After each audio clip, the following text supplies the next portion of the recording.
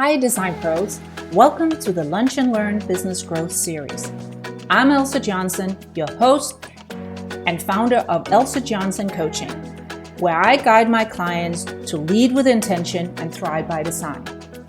This series is designed for you, interior designers and window coverings business owners who are ready to level up, attract more clients, and grow with confidence. Each month, I bring in industry experts to share game-changing strategies that you can apply right away. No fluff, no sales pitches, just real value to help you thrive. So grab your notes, get inspired, and don't forget, subscribe to the channel for more expert insights and updates. You'll find all the event details and contact information for myself and the industry experts in the notes below. Ready to grow? Let's dive in. We are officially started.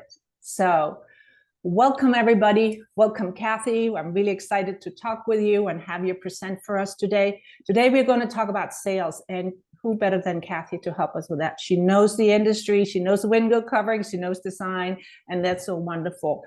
She has been more than 20 years, right, in this business, just like myself. 25. So without further ado, I will unspot myself. And we will take it from here. Thank you, Kathy. Right. Good morning. I always somewhat jokingly say, who would choose sales to be their specialty?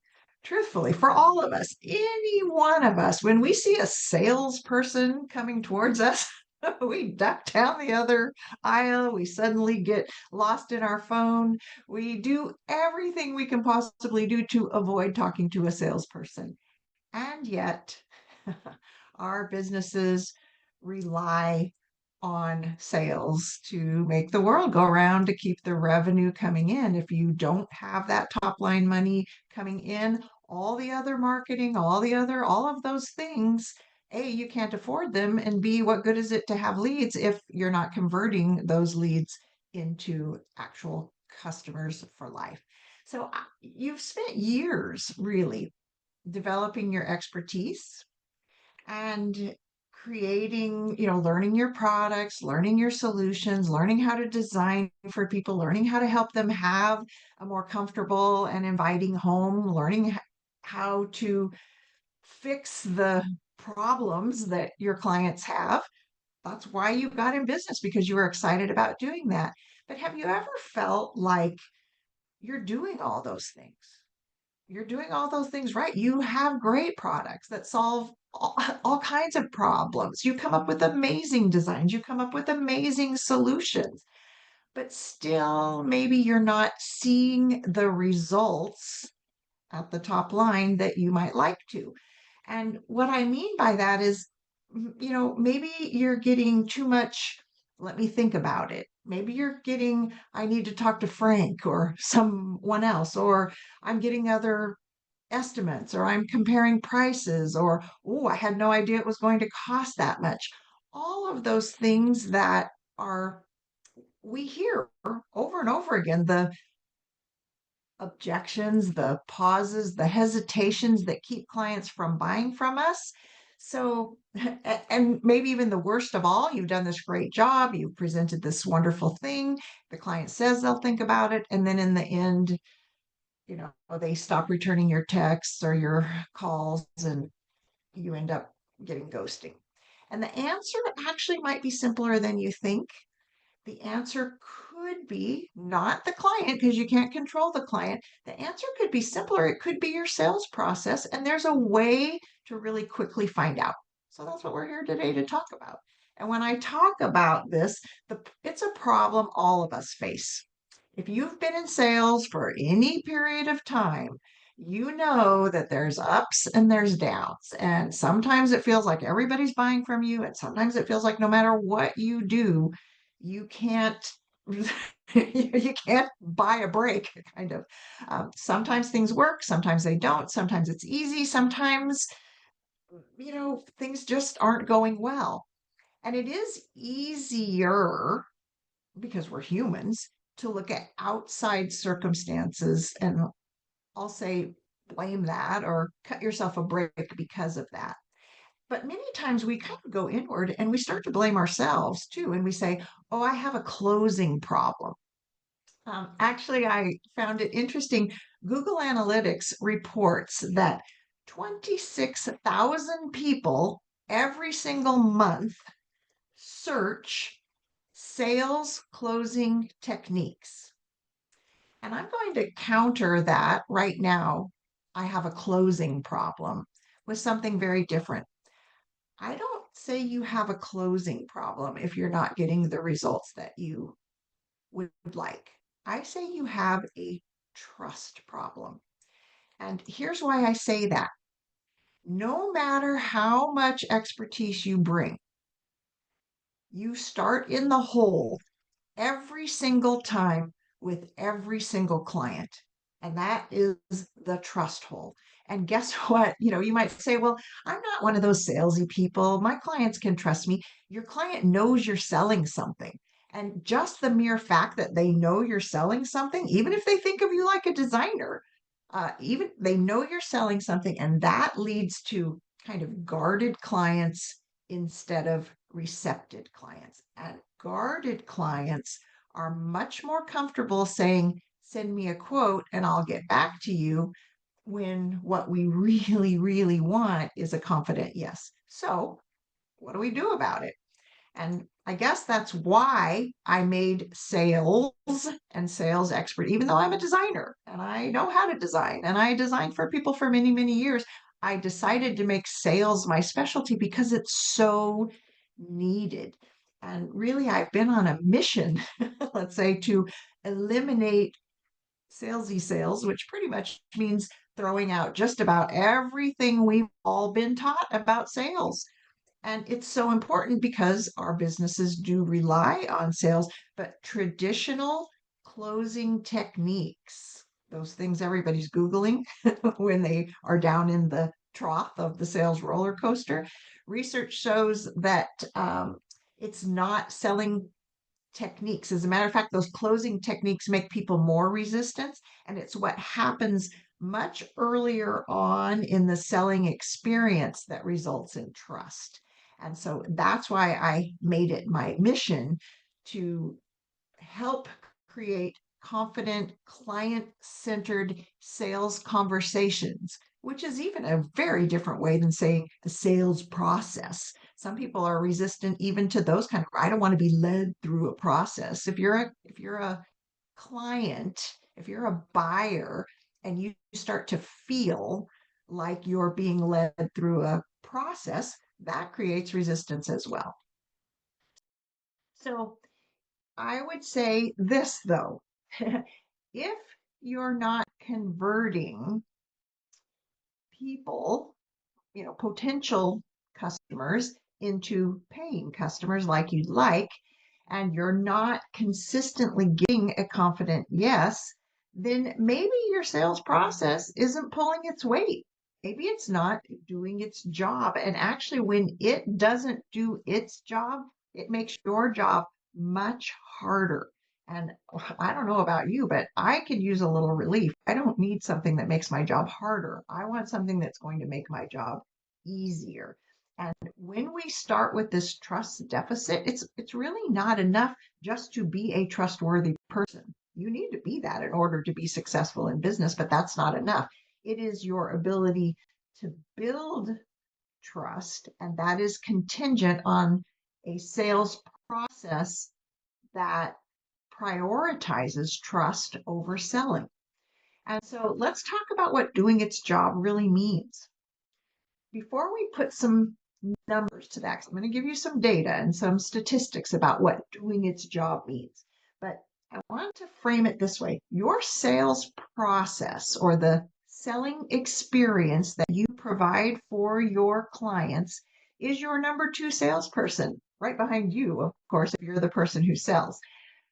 And if you're the owner of the business, you might want to look at the selling process that your team provides, because that selling process should be your number two salesperson. You don't have to pay it a salary. It doesn't ask for days off. You don't have to pay it for holidays. It's a very, very important thing. And It should work alongside you to build trust, to create excitement, to confidently lead your clients to a decision that they feel great about. And so, does your selling process convert leads into decisions? Not delays, not follow up, not ghosting. Does it build that trust long before you get to here's my product, here's my solution, here's the designs, here's how we're going to make your home amazing? Does it build the trust that's necessary to get clients to lean back and relax and actually follow your suggestions and take your ideas and buy your designs? And does the experience that you provide make clients feel clear and confident and cared for? And now for those numbers that I promised. A selling process that's pulling its weight will result in at least 5 to 6 presentations that you give, living rooms that you sit in, design solutions that you provide, 5 to 6 of them saying confidently yes. And more than that, if you have been in business more than a couple of years, because once you've been in business a couple of years, you have the benefit of repeat and referral purchasing, which converts at a much higher rate. So if you are not getting that 5, 6, or 7 out of 10 times, maybe it's not you. Maybe it's your selling process. Maybe it's not the economy. Maybe it's not uncertainty. Do you have a selling process that prioritizes trust and connection over selling? So here's the other thing that's kind of interesting. You may get these kind of results, but here's the other clincher. Do you get those results as a result of heroics on your part? And this is what I mean by heroics on your part. You go through the whole process, and then in the end, you almost have to swoop in and save the day and pull a trick or a rabbit out of your hat to finally get that client to say yes. It's exhausting. It is exhausting to read your client's mind. It's exhausting to quote the job 4 or 5 or 6 different ways and take this out and put this in and rearrange this and create a master plan and so all those heroics that finally get that client to say yes. It's exhausting to chase the client for an answer when they say, I'll get back to you. It's frustrating to sharpen your pencil and have to make concessions in order to get that client to finally move. A good sales process gets confident yeses without heroics. It works even when you're tired. That's the problem with heroics. When you're not on, when you're tired, when you're behind, when you're unsure, when you're in a slump, when things aren't going well for you, your selling process can help make up the difference. That's why it's your best number 2. So the goal here is to kind of redefine success, to shift away from these heroic efforts from you that are pulling that client across the finish line into some intentional systems or experiences that can work for you. So, what are the symptoms of a lagging sales process? Well, it is slacking when you start to hear things like, I need to think about it, or I need to talk to Frank, or I'm getting other quotes, or you don't hear back from your clients despite your very best follow through.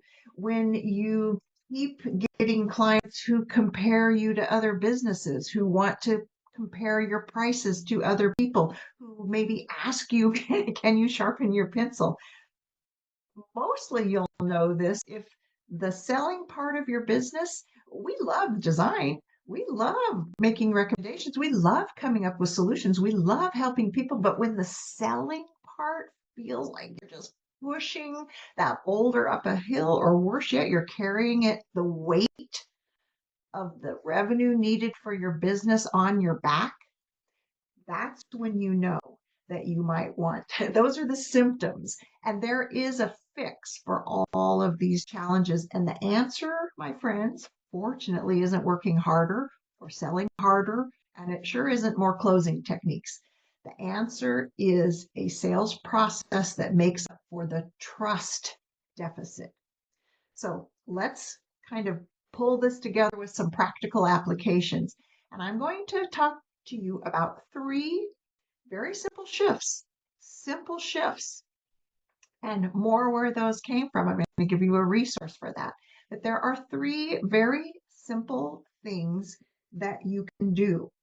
These three shifts are: start with them, not you, figure out a way to confidently lead, and then make your clients feel excited about the transformation. So let's kind of dive into all three of these, because before you even walk in the door, there are things that you can do to help your client be more receptive.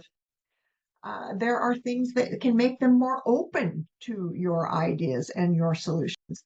There are ways that you can, during the selling experience, during your sales process, that you can show them, like physically make them relax and show them they are in good hands.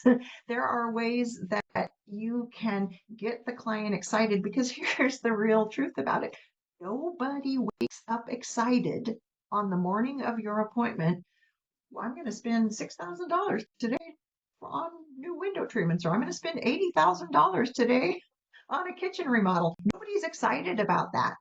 What they are excited about is the feeling that comes from owning the thing that you provide. So that's why we say get them excited about the transformation. So let's go back to this first one. Start with them, not you, and put them at ease. There are one really simple thing that you can do that can shift the whole feeling of a client from being guarded and protected against you to being open to your ideas. And that is something that I call quiet the monkey. And what you don't know, or what you probably haven't thought about, is before your design appointment, you don't have to prepare that much. You know what you're doing. You know how to do this, but there are things you can do to prepare your client to buy.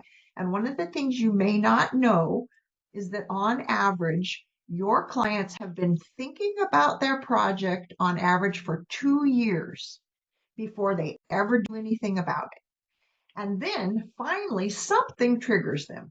Today is the day I'm going to do something about this problem I've been having for a long time. And so, if you're lucky, they know enough about you and your business that you're in the consideration subset, and they make an appointment with you. And they have about 30 seconds of elation once they know they have an appointment. They're like, oh my gosh, this is so great. I'm finally going to get started on this project. And then all of a sudden, this monkey starts like clanging in their ears with doubt. Oh my God, what have I done? I have just invited a salesperson to my home. I've just invited a designer to my home. It's going to be expensive. They're going to be pushy. I don't know what kind of person this is that's going to show up. They start to have all these fears and doubts that clang in their ears before you ever even get in the door. So there are some things that you can do to put them at ease and engage in their priorities and build connection and trust. You can create for yourself. Your sales process should have a very specific, marked communication strategy that happens long before you ever walk in the door. Not to get you ready, to get the client ready. So there are things that you can do. You can welcome them. You can help them know what to expect. You can help them get to know a little bit more about you. You can create a get acquainted phone call. You can give them inspiration that kind of quiets that monkey and gets them excited about what's possible. You can confirm the day before so they don't wonder if you forgot, or are they cleaning up their house in vain and maybe you're not even going to show up, because you know as well as I know that you have had appointments for people to come to your home and you don't even know whether they're really going to show up. And sometimes they haven't shown up and you're left in doubt, and your monkey of doubt was going off just like your client's monkey of doubt. You can send a text that says I'm on the way. They're just very, very simple things. And all of these things are part of a communication strategy that helps set your client at ease. They build trust. They show that you are trustworthy. So that's the first thing that you could do. The second thing is something I say lead with a simple plan. The road to transformation, it's windy. There's lots of hazards. There's lots of places you can lose a client. There's lots of places that they can fall off. There's lots of bumps in the road. And when you guide your clients through a route that is best for them, not best for you, best for them, and you do that with curiosity and clarity and care, then you are inviting your clients into a process or a sales experience, a buying experience that they want to be a part of. And the result is that they begin to catch your vision. They begin to trust. They relax and they follow you, just like your GPS. When you put an address in, you sort of get an overview. Where am I going? Which half of town? And you see the direction that you're going. You know where you're going to end up. And then you relax and follow the directions when it says go to the end of the street and turn left and then turn right and get in the right hand lane. We don't feel confident doing that until we know where we're going. So here's one super simple little thing. Do you tell your clients right up front what the result of the end of today's appointment is going to be? So, for example, if you're going to give them everything that they need in order to be able to make the best decision, an informed decision for themselves that day in writing, tell them that. Because otherwise they're wondering, are they going to tell me the price today? Is it going to take more appointments? How long is this going to take? You don't know what's going on in your client's head. And when you let that monkey chatter in their head, trust is eroded. So give an overview, provide direction, create the roadmap, stay one step ahead of them. Anytime there's a transition in the appointment, so when you're standing in the entryway, making that small talk, and it comes time, they don't know whether to take you upstairs to the main bedroom where the project is or to take you to the kitchen and offer you coffee. They don't know what to do next. So take the lead. And anytime there's a transition, be one step ahead of them and tell them what's going to come next. That's just one very, very simple thing that you can do to remain ahead of the game, to lead with confidence and curiosity and clarity and care, because that's what makes your clients step into that shared vision. And then my third simple shift is this. Start with the transformation, not with the product, not even with the problem, not even with the solution, not with the products that you sell. Clients want more than solutions. They want to be able to feel the shift, the excitement of what's possible. That's what gets them excited about buying, about actually opening up their wallet and giving you money. So when you frame your recommendations as transformative, rather than, I'm going to say, transactional, aka functional, you have light control, you have glare, you need privacy, here's a product that solves that. That's a more transactional kind of sales experience. But when you frame it as transformational, you're not just selling, you're guiding your client towards the home that they have envisioned, towards the comfortable, inviting home that they want. Because every single other person that they're comparing you to, anybody else who goes into their home, everyone else is selling their solution. So rather than just sell your solution, we want to start with transformation and inspire your client to buy that. So those are just three of what I'm going to say are 7 really subtle and simple shifts that you can make. And there's even more strategy behind those 3 that I just presented to you. I only had 15 minutes, so I really briefly touched on 3 pretty powerful things that you can do to make your selling experience and process related to trust. And I hope I piqued your curiosity, and I hope you want to learn all 7. And I'm going to actually give you a resource. I talked this over with Elsie in advance, Elsa, and she said that this would be a good idea, that I could do this. And so I want to offer you a resource, and then we'll get in and talk about some things and answer some questions. But I have this free, I'm going to call it like a mini course. It gets delivered by email. There's no cost involved, and it goes through 7 days, and it creates or provides for you 7 subtle shifts that you can implement faster than you can implement your morning cup of coffee. And they're delivered kind of sales challenge style. And if that's something you would be interested in, it is 100% available to you. You just have to go and look at kathypace.com/challenge, and Elsie will put it in the notes as well. All right, Elsa, let's talk. Let's talk with our friends.